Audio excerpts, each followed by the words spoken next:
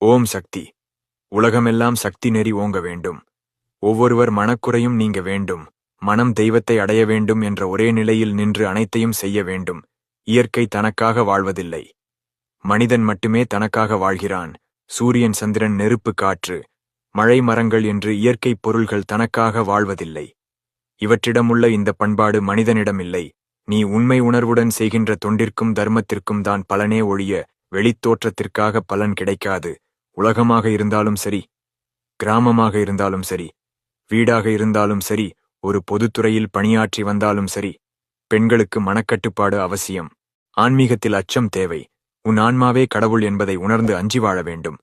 நீங்கள் ஆலயத்திற்கு வரும்போதெல்லாம் உங்கள் ஆன்மா வளர்ந்திருக்க வேண்டும். ஆணவம் ஒழிந்திருக்க வேண்டும். நீ மனம் வழி சென்று வாழ்வைச் சீரழிக்கிறாய். நான் அருள் வழி காட்டி உன் வாழ்வைச் சீராக்குகிறேன். ஒருவன் பணத்தைச் சம்பாதிக்கலாம், பெயரைச் சம்பாதிக்கலாம், ஆனால் உள்ளங்களை இணைத்து வைத்து ஆன்மீகத்தை வளர்ப்பதுதான் கடினம். அதைச் சாதிப்பவர்தான் அடிகளார்.